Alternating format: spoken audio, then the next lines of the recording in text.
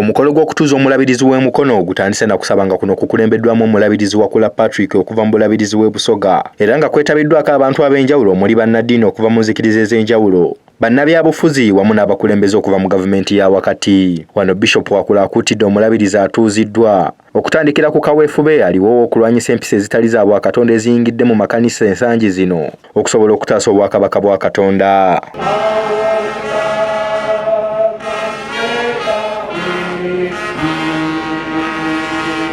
Wakati mu kugoberera ennono z'ekkanisa ya Uganda egobererwa mu kutuuza omulabirizi, Ssaabalabirizi Dr. Stephen Kazimba Mugalu akoze omukolo gw'okutuuza omulabirizi omulonde Bishop Ennyo Kagodo wakati mu kumwambaza ebyambalo n'okukuba ebirayiro ebikakasa nti mweteefuteefu okuweereza ekkanisa.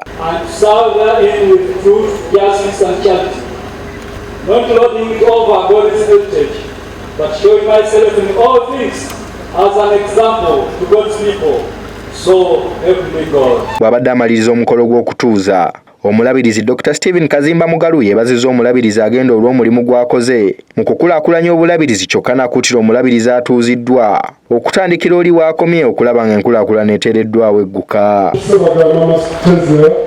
Thank you very, very much for the great work you have done. This is a great army. You need to take care of them.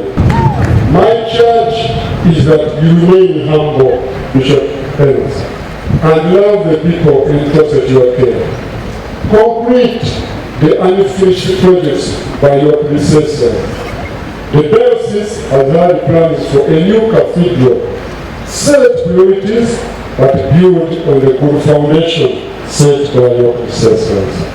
Yakiikiridde omugenyi omukulu amyuka omukulembeze w'eggwanga Jessica Alupo bw'abadde asoma obubaka obumutumiddwa President Museveni ayozaayozeza omulabirizi olw'okutuuka ku makula era neyeebaza omulabirizi awummudde olw'enkolagana ennungi ne gavumenti gy'alaze mu buweereza bwe. Ono asabye ekkanisa okukwatira awamu ne gavumenti okulaba nga bamalawo obwavu obufumbekedde mu bakkiriza wakati mu kubaagaliza enteekateeka za gavumenti. I would like to commend the Church of Uganda for maintaining a cordial relationship and partnership with the NRM government in working towards the socio-economic transformation of the Ugandan society. The Church has exploited the private sector-friendly policies of the NRM government to extend social services to the public.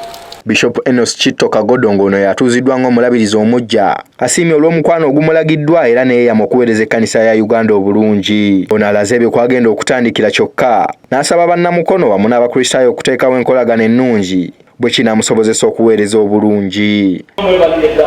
Olw'okunyanirizibwa ate n'obuwagizi bwonna obutuweereddwa yonna gye tuyise mu buweereza mwensonga lwaki kino kyendi mwebale kutegeka mukolo guno mu ngeri ey'ekitiibwa ekyenkanidde wano.